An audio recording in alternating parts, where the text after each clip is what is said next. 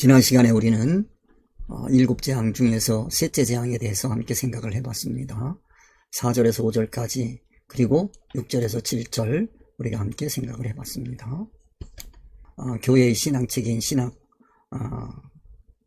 심판하는 그와 같은 내용이라고 말씀을 드렸습니다. 이 교회가 교회다워지는 것은 신학이 정립되어야 합니다. 신학이 바로 되지 않으면 교회가 교회다워지지 않습니다. 그 신학을 심판하시는 것이 물심판이다. 바다심판, 강심판, 불근원심판 하는 말씀을 드렸습니다. 피로 변한 바다, 강물의 근원, 사망운동이다. 이거는 그 신학체계가 임시이치로 되어 있다라는 뜻을 갖는다라는 말씀을 드렸어요. 신학체계는 진리이치로 되어 있어야 돼. 진리이치가 되려면 성경의 계시성을 깨닫고 계시의 말씀을 올바르게 전할 수 있는 신학체계가 서야 되는데 지금 우리가 살펴보면 많은 신학이 임시이치를 기준으로 운영되고 있다고 하는 것은 참 불행스러운 일입니다. 우리가 그러한 것을 감안하고 이거는 권세에 해당하는 것인데 오늘 이제 그 말씀을 함께 생각해 보겠습니다. 그 신학 체계가 바로 되어 있지 않으면 이 세상을 운영하는 데 있어서 큰 시험을 받게 된다 하는 걸 꼭 기억을 해 둡시다. 신학의 근본적인 문제를 비판하신 것인데 그 비판을 받을 때 우리는 우리의 신학 체계를 부정하면 우선 웅크러들고 공격할 생각부터 하는데 그것은 예수님을 또 한번 십자가에 못 박는 행위가 되는 것이고 이 주님께서 요한계시록에서 말씀하시는 뜻을 바르게 깨달아서 우리의 신학 체계를 바로 세워간다면 그야말로 하나님께 큰 영광을 돌리는 것이다 라고 하는 것을 꼭 기억을 해야 되겠습니다. 이번 두 번째로는 심판하시는 판단 기준이 뭐냐, 그거는 하나님의 의사성, 즉 진리이치다, 성경의 이면성이다 하는 거 말씀을 계속 드려왔습니다. 꼭 기억해 둡시다. 의로우시다라고 하는 것은, 의롭다고 하는 것은 법에 맞는다는 뜻입니다. 기독교의 법은 하나님의 의사성, 하나님의 뜻, 그것을 우리는 영원히 변하지 않는 이치라고 해서 진리이치, 그렇게 말씀을 하고 있습니다. 그 진리이치에 맞으면 그것이 옳은 것이고 의로운 것이고 맞지 아니하면 그건 불의한 것입니다. 여기 의로우시다 하는 이 표현은 하나님의 거룩성과 일치한다라는 뜻입니다. 그리고 이 하나님의 거룩성에 일치한다라고 한다면 내가 근데 그게 마음에 안 든다 그러면 내 안에 죄가 있는 거예요. 자신의 죄를 인정할 때 이게 하나님의 거룩성을 인정하게 되는 거지, 내가 나의 죄를 붙잡고 있으면서 하나님이 의로우시다라고 하는 건 거짓이죠. 그런 걸 우리가 기억해야 되겠다. 즉 신학체계를 우리가 다시 한번 점검해 봐야 된다라고 얘기할 때 아멘하고 신학체계를 다시 한번 돌아본다면 그건 하나님이 참 기뻐하시는 거예요. 그것이 바로 의로우시다에 대한 바른 응답이 되는 것이다 하는 말씀을 드릴 수가 있습니다. 그거를 꼭 기억을 합시다. 그 다음에 7절, 교회의 열정과 헌신을 심판하시는 겁니다. 이거는 또 내가 들으니 제단이 말하기를 그러하다 주 하나님 곧 전능하신 이시여 심판하시는 것이 참되시고 의로우시다 하더라. 여기 또 내가 들으니 제단이 말하기를 그러하다 주 하나님 곧 전능하신 이시여 심판하시는 것이 참되시고 의로우시다 하더라. 교회의 열정과 헌신을 심판하시는 거다 하는 말씀을 드렸습니다. 제단, 그러면 이건 불하고 연결이 됩니다. 그리고 거기에서 태워지는 겁니다. 그래서 이건 열정을 얘기하는 것이다. 열정과 헌신을 말씀하시는 거다. 여기 제단이 말하기를 그러하다 주 하나님 곧 전능하신 이시여 심판하시는 것이 참되시고 의로우시다 하는 것은 이 제단을 가지고 지금 현재 교회가 가지고 있는 그 열정과 신앙 열정과 헌신을 심판해야 된다는 거예요. 이거를 판단해 봐야 된다는 거예요. 즉 이 제단에서 드려진 것과 같은 건지, 만약에 이 교회의 열정과 헌신이 번제단에 갔더니 하나님께서 안 받으시는 거다, 그러면 그거는 잘못된 열정이고 헌신이 되는 거예요. 그래서 여기에서 이 7절에서 제단이 말하기를 하는 것은 앞으로 8절과 9절에서는 불에 대한 심판을 하시겠다, 그런 뜻이 되는 겁니다.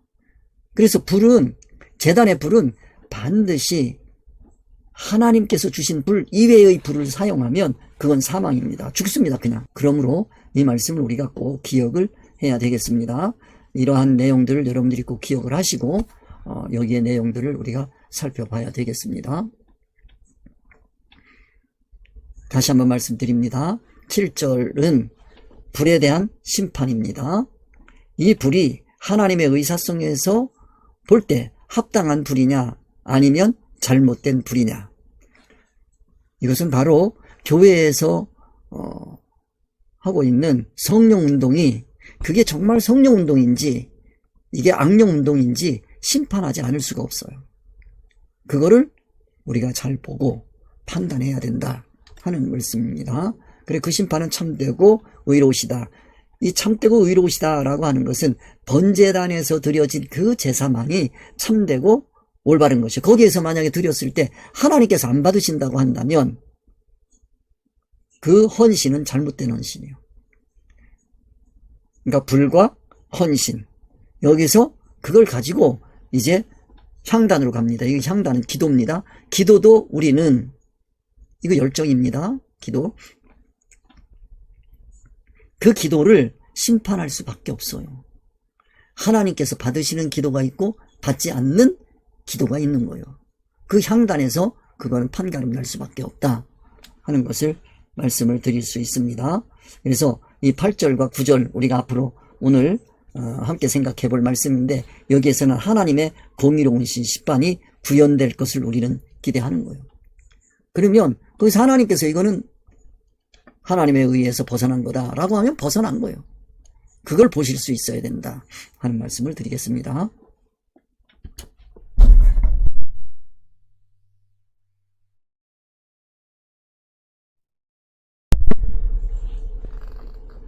이 세 번째 재앙, 계시록 16장 4절에서 7절까지를 정리를 해보면, 재앙의 개요는 강과 물의 근원이 피로 변했다. 여기서 피로 변했다라고 하는 것은 생명의 피로 변한 게 아닙니다. 사망의 피로 변한 거예요. 나일강 물을 마실 수 없는 것처럼 이 물도 마실 수 없는 물이에요. 마셔서는 안 되는 물입니다. 그걸 우리가 살펴봤고요. 성도의 판단 기준이 사망임을 심판하심으로 공의를 구현하신 겁니다. 하나님의 공의로우심을 나타내신 겁니다. 그래서 말씀을 보면 셋째 천사가 강들과 물샘에 대접을 쏟음에라는 말씀을 중심으로 생각을 해봤습니다. 하나님의 공의 하게 되면 앞으로 이거 꼭 기억해 두십시오. 하나님의 공의라고 하는 것은 공권력을 바르게 사용한 것이 공의입니다.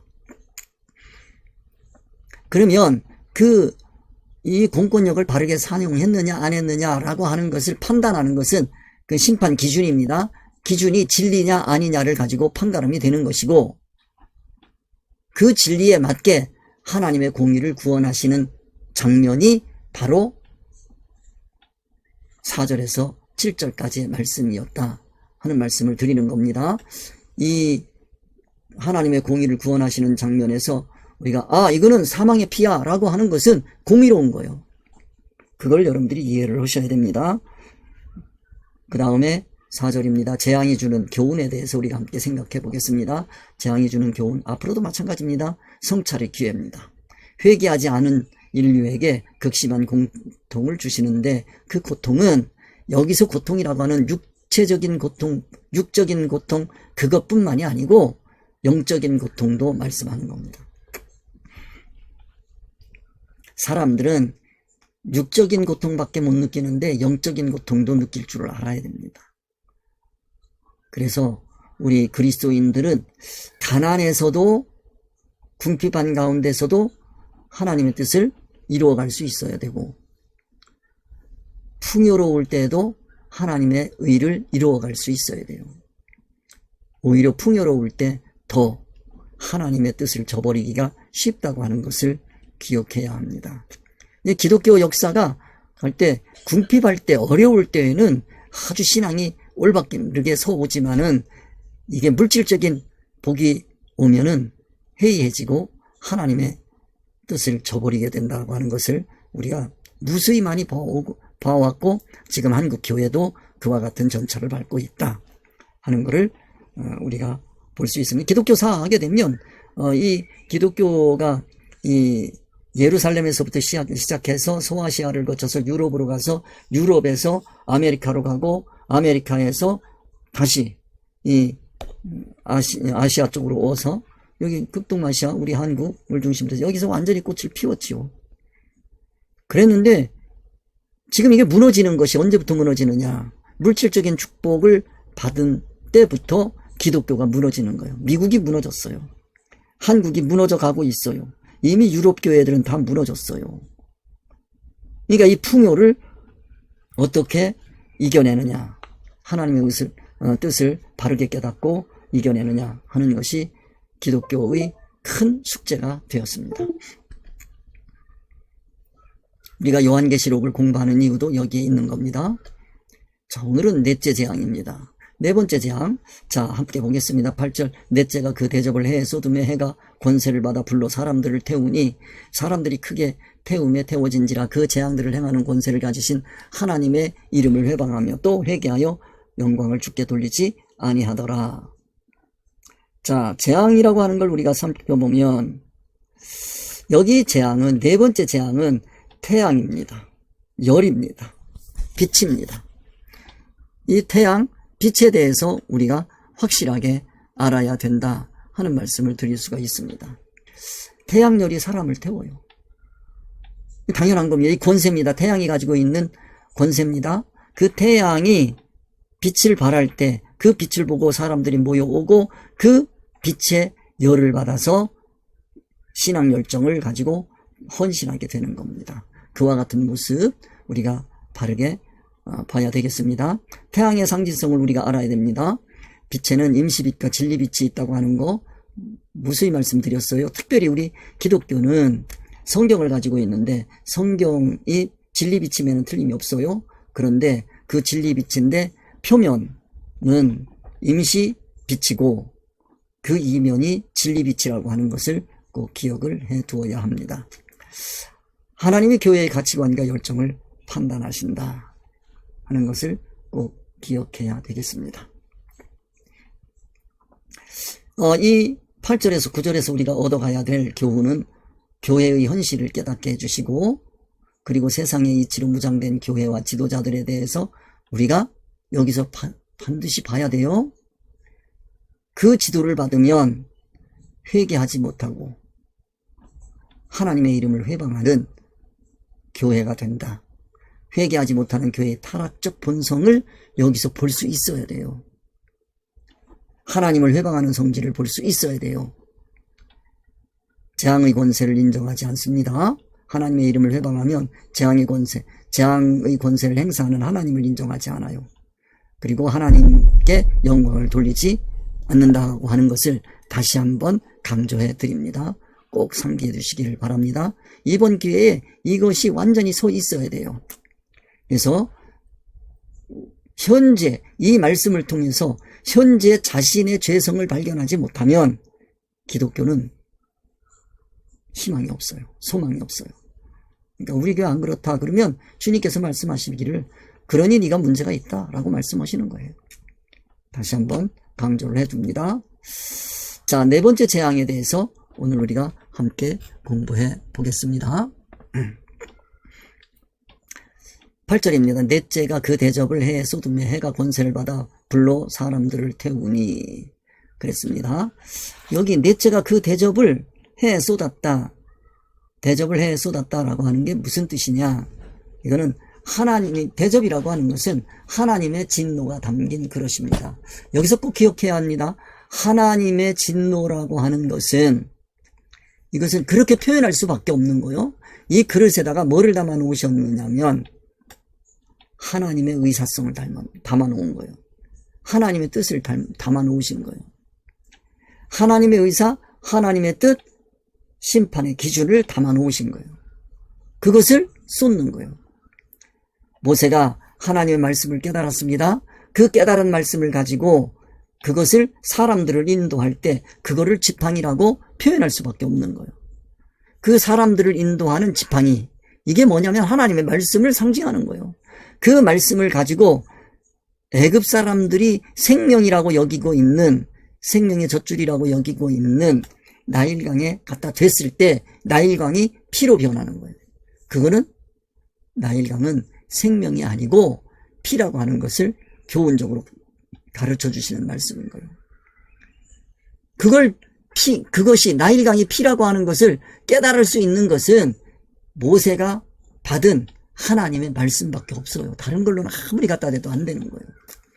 여기도 하나님의 진노가 담긴 그릇이라고 하는 그 대접을 가지고 가야 돼요. 여기에 다른 걸 받아가면 안 돼요. 하나님의 진노가 담겨야 되는 거예요. 하나님의 진노는 뭐냐? 뭐에 대해서 하나님께서 진노하시느냐? 임시성. 세상 임시 이치를 하나님께서는 책망하시는 거예요. 하나님의 의사성, 그것만 모든 판단 기준이 된다라고 하는 뜻입니다. 그러니까 대접을 갖다 쏟는다라고 하는 것은 하나님의 진노가 담긴 그릇을 쏟는다는 건데, 임시 이치가 아니라 하나님의 진리 이치를 거기에 쏟겠다는 거예요. 그랬을 때, 진리 이치가 왔을 때 그 환경이 어떻게 되는지 보자 라고 하는 겁니다. 그래서 넷째가 그 대접을 해에 쏟았다 라고 말씀하고 있어요. 해라고 하는 것은 발광체예요. 발광체라고 하는 것은, 이거는 빛을 내는 존재입니다. 빛이라고 하는 건 뭐냐면 이치란 말이에요. 이치라고 하는 것은, 이거는 남의 빛을 받아서 반사하는 달과 같은 존재도 있고, 빛을 받아서 자기 것으로 만들어서 자체화되어서 그 빛을 발하는 존재가 있어요. 그 이치의 빛을 발하는 피조물을 해라고 하는 거예요. 이거는, 해는 피조물입니다. 이거는 피조물이지 창조주 하나님이 아니에요. 창조주 하나님의 빛으로 자체화된 사람들을 주의 종이라, 목사라, 선지자라, 그렇게 얘기하는 겁니다. 그게 해 같은 존재예요. 발광체란 말이에요. 그래서 이 해는 기독교 지도자를 얘기하는 겁니다. 이거 기독교 지도자는 우리가 유형과 무형으로 나눠서 볼 수 있는데, 그 유형적으로 볼 때 신앙활동을 보면 아주 헌신적이에요. 열정을 가지고 헌신을 하고 있단 말이에요. 그러면 겉으로 보면 이게 기독교 신앙인지 이게 이방신관을 가지고 움직이고 있는 그 헌신인지 볼 수가 없어요. 예수님 당시에 그 유대인들이 아주 열심당원들이 있었어요. 그 열심당원들이 모여서 예수님을 배격한다고요. 왜 그러냐? 그들이 가지고 있는 그 신앙 체계가 뭘로 되어 있느냐 하면 성경의 표면으로 되어 있단 말이에요. 성경의 표면을 가지고 자체화시켜서 그것을 빛을 발하는 존재, 대제사장 바리새인 서기관들이 있습니다. 그리고 지도자들이 있어요. 그들이 신앙을 그냥 일반 윤리 도덕적으로 못됐다만 생각하시면 절대로 안 됩니다. 그러면 기독교의 올바른 길을 제시할 수가 없어요. 그들이 일반 윤리 도덕적으로는 완전히 완벽하다라고 할 정도로 그들을 인정해주고, 그러나 예수님께서는 그들을 향해서 독사의 자식이라고 말할 수밖에 없단 말이에요. 그 말씀을 이해를 해야 됩니다. 그걸 알려면 그들의 그 표면적인 활동, 그것만 가지고는 안 돼요. 그 이면을 봐야 돼. 이면 그러면 이건 무형적이란 말이에요. 이면 그러면 무형적이란 말이에요. 그 이면에는 두 가지가 있어요. 이성과 그 다음에 영이 있단 말이에요. 이성하게 되면 이거는 이치를 받아들이는데, 이치, 무슨 이치? 표면 이치. 성경의 표면 이치란 말이에요. 그걸 가지고 빛이라고 우기는 사람들이 있어요. 하나님의 의사성, 진리 이치, 이거는 빼버리고 성경의 표면 이치만 가지고 신앙활동을 해서 헌신적인 활동을 한다. 그러면 이거는 하나님께서 인정하지 않는다. 이거를 심판하신 분이 누구냐면 예수 그리스도예요. 오늘날도 마찬가지입니다. 예수님께서 오셔서 성경은 하나님의 의사성, 하나님의 뜻이 그 안에 들어있다. 이것을 보고 순종해라 라고 하는 것을 우리에게 교훈하신 분이 예수 그리스도란 말이에요. 그걸 진리라고 얘기하는 겁니다. 성경이 진리다라고 얘기 퉁 해버리면 성경의 표면만 가지고 진리라고 하게 되는데, 그러면 그거는 사실은 진리이기보다는 임시이치에 순종하게 되는 거다. 유대인들의 잘못된 신앙의 모습이 우리 주 예수 그리스도가 오시지 않았으면 이거를 도저히 알 수가 없는 거예요. 그것을 우리가 이해를 하면서 이 말씀을 볼 수가 있어야 되겠습니다. 그래서 소돔에라고 하는 것은 심판하시는 하나님의 뜻을 얘기하는 거다. 심판하는 거다 하는 것을 이해를 합시다. 그 다음에 해가 권세를 받아 사람을 태우는 권세라고 하는 것은 지위에서 오는 힘을 사용할 권한이에요. 이 권세라고 하는 것은 지위.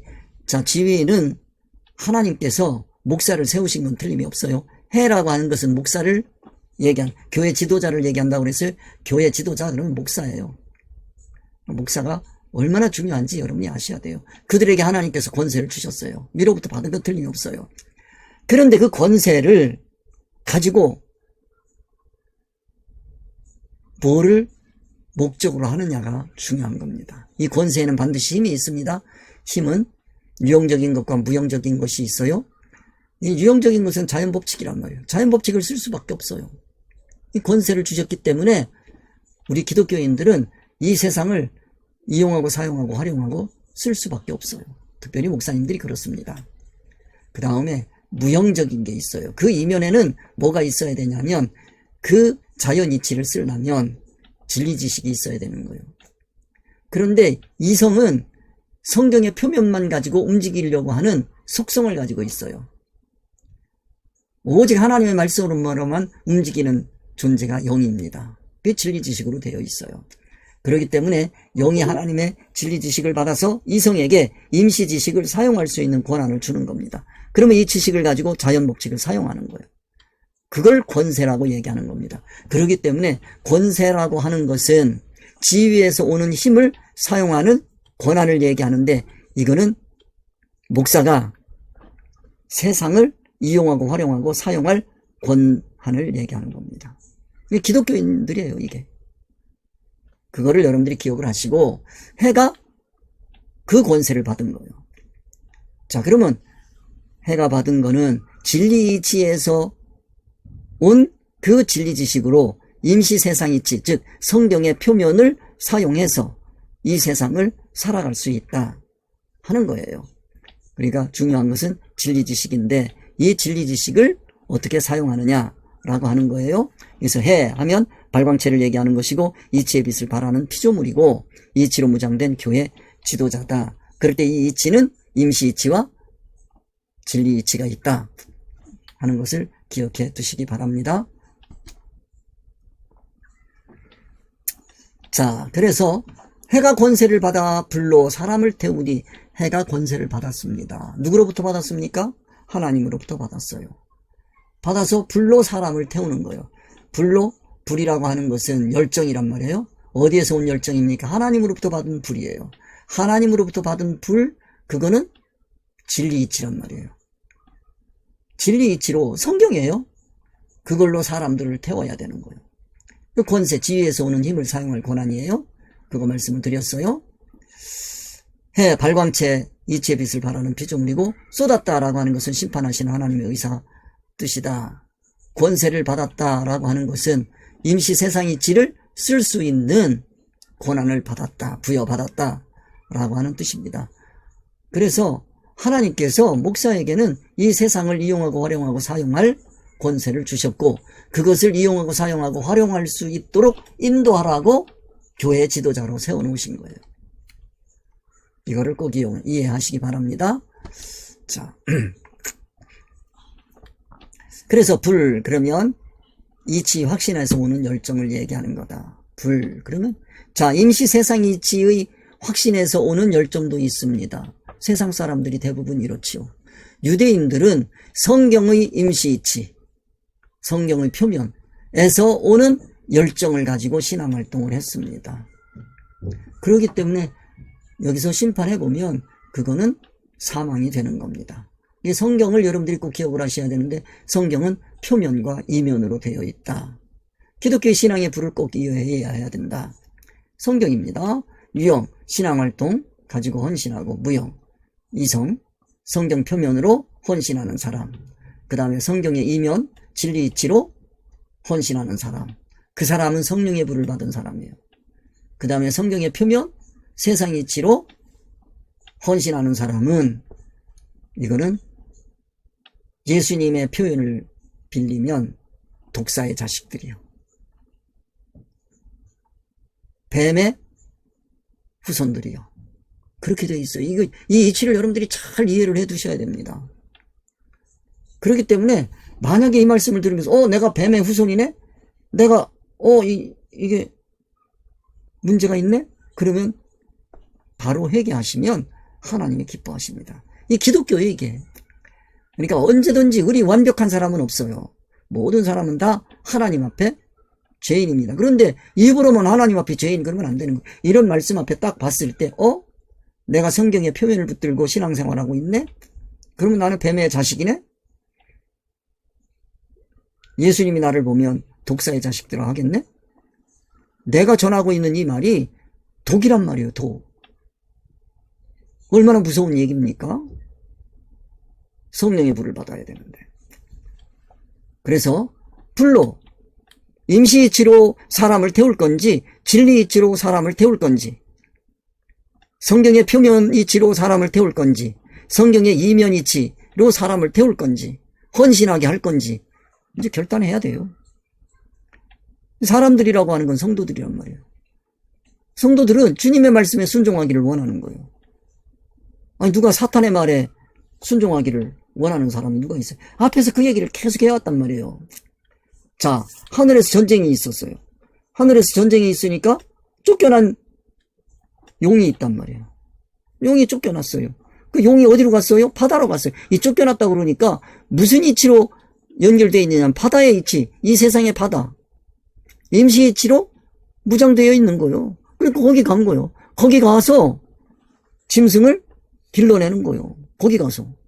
그 바다에서 올라온 짐승이 있어요. 그리고 그들은 이적을 행한단 말이에요. 그래서 사람들이 열광하지요. 그러니까 그 표를 받으려고 애를 쓰지요. 짐승의 표예요. 그걸 여러분들이 이해를 하시고 이 이치란 말이에요. 그 바다에서 바다에서 올라온 그 짐승, 그거를 경배하는 땅에서 올라온 짐승들이 있단 말이에요. 그 땅에서 올라온 짐승들이 바다에서 올라온 짐승, 임시이치로 무장되어 있는 체계를 우상화하고 그 짐승에게 예배하게 하고 경배하게 한단 말이에요. 그런 걸 여러분들이 생각을, 성도들은 그렇게 인도하면 그렇게 갈 수밖에 없어요. 주님의 말씀에 순종하고 싶은데 그 주님의 말씀에 순종인 줄 알았더니 이거를 모르는 사람들은 가서 하다가 보니까 이거 주님의 말씀이 아닌 거예요. 그래서 마지막 심판에 주님 앞에 가면 너는 왼쪽이다 그런단 말이에요. 제가 왜 왼쪽이죠? 그랬더니 제가 주님의 이름으로 이러이러한 일을 했는데 제가 왜 왼쪽입니까? 그럼 여쭤보면 그런단 말이에요. 너는 내가 줄일 때 나를 돌아보지 않았어. 내가 갇혔을 때 나를 돌아보지 않았어. 굶주릴 때, 목마를 때 네가 언제 나 돌아봤냐? 돌아볼 수가 없어요. 하나님의 의사성, 하나님의 뜻을 모르는데 어떻게 예수 그리스도를 돌아볼 수가 있겠어요? 그거를 꼭 기억을 하시고, 태운다라고 하는 것은 이 헌신하도록 인도하는 겁니다. 이 성도들을 무엇에 헌신하도록 인도하는 건지 잘 살펴봐야 돼요. 물질 이치를 사용해서 삶으로 나가게 하는 거예요. 헌신하도록 하는 거예요. 진리, 그 배우의 최종적인 배우에 진리 이치가 있는지 아니면 성경의 표면 이치만 있는지 그 해에게 준 권세예요. 그런 거를 우리가 볼 수 있어야 되겠다. 자, 그래서 9절 말씀 우리가 정리하면서 이 시간 끝내겠습니다. 사람들이 크게 태워진지라. 자, 앞에 8절 말씀을 여러분들이 기억을 하시고 9절입니다. 사람들이 크게 태워진지라. 사람들이 교회 지도자가 태우면 타게 돼 있어요. 헌신하게 돼 있어요. 지도자의 지도에 충실히 따른 성도들의 헌신을 얘기하는 거예요. 하나님 앞에 너는 왼쪽이다 하는 그 성도가 하나님 앞에 가서 제가 주님의 이름으로 이러이러한 일을 했습니다 라고 아무리 얘기해도 주님이 인정하지를 않는다니까요. 잘못 배운 거요. 그러니까 지도자의 지도에 충실히 따른 성도들의 헌신, 주님이 100% 아니요, 너 왼쪽이다 그런다니까요. 이 무서운 영적인 현실을 여러분들이 보셔야 된다. 무서운 겁니다. 최종 주님 앞에 갔는데 너 왼쪽이다 이러면 이거 어떡하겠어요. 그거를 예방하기 위해서 요한계시록을 우리에게 주신 거다 하는 걸 여러분들이 기억을 하시면 됩니다. 그 다음에 이 재앙들을 행하는 권세를 가지신 재앙이 뭐냐? 재앙이라고 하는 것은 이거는 하나님께서 동원하시는 사건, 환경, 사람이란 말이에요. 이게 세상 가치로 보면 이게 재앙으로 보이는데요. 이게 천국 가치로 보면 참 감사하고 은혜가 되는 거예요. 내가 이 재앙이 없었더라면 하나님의 의사, 하나님의 뜻을 몰랐을 거다 생각하면 그 재앙 때문에 하나님께서 나에게 천국을 준비할 수 있는 기회를 주셨구나. 내 안에 들어있는 죄성을 잘라낼 수 있는 기회를 주셨구나. 그래서 하나님께서 동원하시는 사건, 환경, 사람을 통해서 우리 안에 있는 죄성을 잘라내는 거예요. 갈아내는 거예요. 이거 재앙이에요. 그래서 이 재앙들을 행하는 권세를 가지셨어요. 권세. 이 권세라고 하는 거 여러분들이 꼭 이 성경에서 권세라고 하는 것은 뭐를 얘기하느냐면 합법적인 권세요. 이거는 세상을 사용할 수 있는 힘이란 말이에요. 이 재앙들을 향하는 권세를 가지셨다. 누가? 하나님이 가지고 계신 거예요. 이 절을 여러분들이 꼭 기억을 하셔야 됩니다. 그거를 우리는 신학적인 용어로 뭐라고 하느냐? 섭리라고 얘기하는 거예요. 그거는 권세예요. 하나님께서 동원하시는 권세란 말이에요. 그 다음에 3절입니다. 하나님의 이름을 회방하며 그랬어요. 하나님의 이름을 회방한다. 이름 그러면 인격이거든요. 회방한다라고 하는 얘기는 이거는 무엇이냐면 비방하는 거예요. 욕하는 거예요. 무시하는 거예요. 하나님의 인격을 무시해요. 누가 그럽니까? 하나님을 표현할 때 여호와 하나님이 있고요. 그 다음에 엘로힘 하나님이 있어요. 엘로힘 하게 되면 세상 사람들도 다 인정하는 전지전능하신 하나님이에요.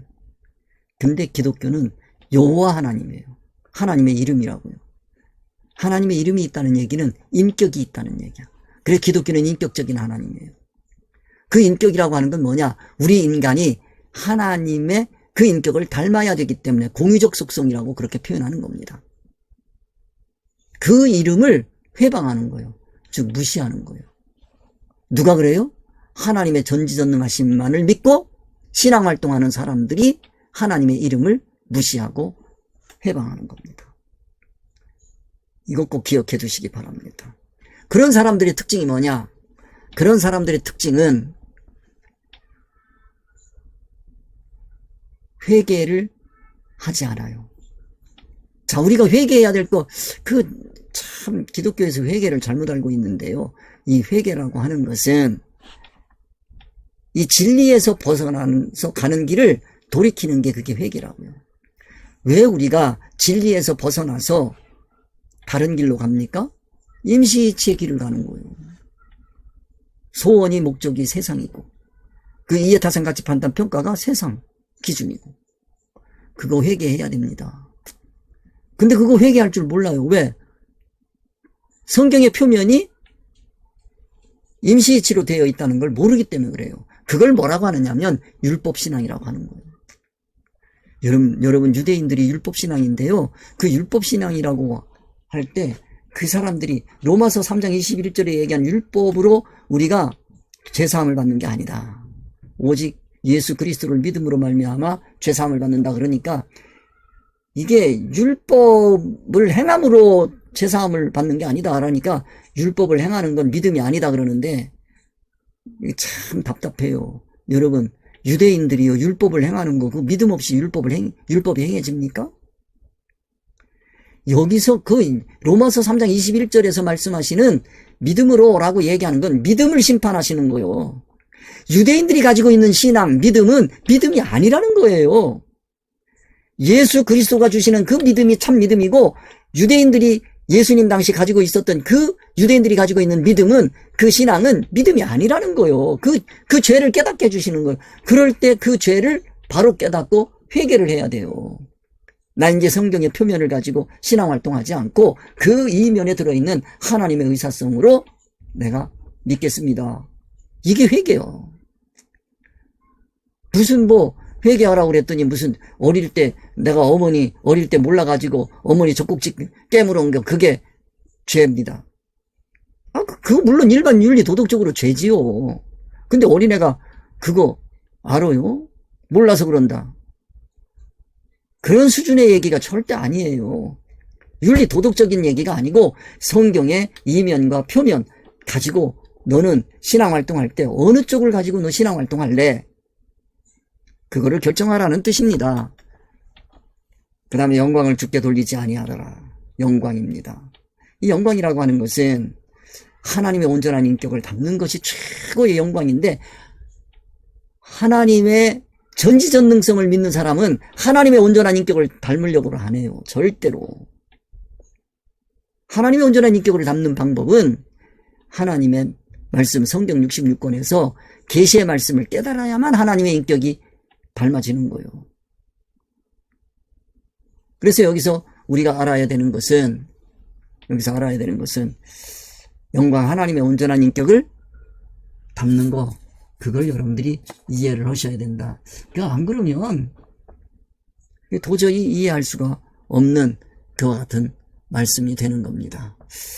오늘 9절까지 말씀했습니다. 여러분들이 잘 이 말씀을 이해를 해서 우리가 마지막 때 주님 앞에 갔을 때 너 왼쪽이다 라고 하는 그런 참 황당한 심판을 받는 일이 없도록 신앙 준비를 잘 하시기를 주님의 이름으로 축복드립니다. 오늘 여기까지 하겠습니다.